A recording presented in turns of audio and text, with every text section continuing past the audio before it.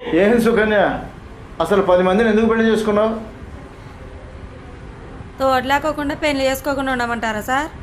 ఒకల రాణివి నీవే సొగసుగాడను నేనే ఈడు కుదిరెను జోడు కుదిరెను. తోడు కోసం ఒకళ్ళు చేసుకుంటారు, ఇంతమందిని చేసుకుంటే ఏమంటారు? చిత్రగుప్త, ఏమది ఏ లైటులో నవ్వుచుంటేవి? ఏమని చెప్పుదును మహాప్రభు? భూలోకమున ఓ చిన్నది చిత్ర విచిత్రములైన మోసములు చేయుచున్నది. అందరిని ఒకసారి చేసుకుంటే తప్పు సార్, ఒకరి తర్వాత ఒకరిని చేసుకుంటే తప్పు కాదు కదా సార్?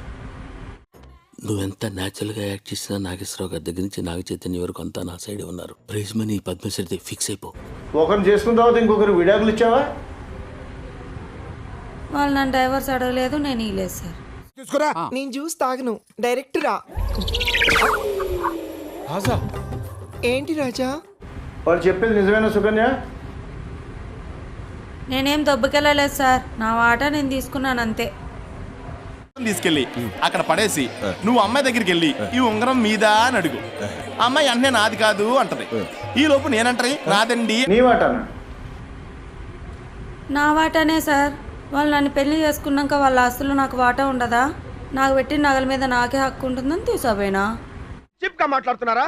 ఈ డప్పు లేని సంగీతం సందడి లేని పెళ్లి లాంటిది. ఆ రోజుల్లో పరమశివుడు డింగ్ డింగ్ డింగ్ డింగ్ అని నాట్యం చేశాడు.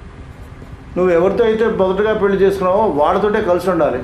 ఇంతమందిని అసలు ఎందుకు పెళ్లి చేసుకున్నావు నువ్వు? అది నా ఇష్టం సార్.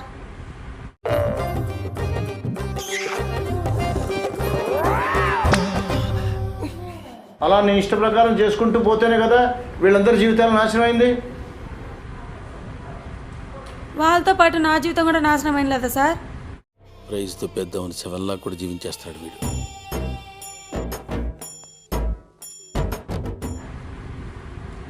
నీ జీవితం నాశనం అవడానికి కారణం నువ్వు, వాళ్ళ జీవితాలు నాశనం అవడానికి కూడా కారణం నువ్వే.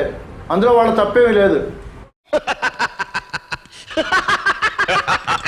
చిత్రగుప్త, ఏమది ఏ లైటులో నవ్వుచుంటేవి? ఏమని చెప్పు? నువ్వు ఇంతవరకు ఎంతమందిని పెళ్లి చేసుకున్నావో వాళ్ళందరికీ విడాకులు మంజూరు చేస్తున్నాను. దీనికి నీ సంతకం కానీ నీ యొక్క కన్సర్న్ కానీ ఏమాత్రం అస్సలు అవసరం లేదు. అదేవిధంగా నీ మీద 10 420 కేసులు ఫైల్ అయ్యాయి. నాది చిన్నారమ్మాయి ఎంతమంది దిగారా విజయవాడలో? నువ్వా ఉంగరం పోయిన తర్వాత రామాలండి. యాక్చువల్గా వీడు మీతో మాట్లాడతానంటేని ఐడియా ఇచ్చావు. అంతేలేండి సార్, ఒంటరి ఆడదాన్ని కదా. అయినా ఆడదానికి న్యాయం ఏడ జరుగుతుందిలేండి సార్. ఏంటి కాసా? ఏమైంది? కాజా ఆంటీ, ఎవరిని మెచ్ చేసింది?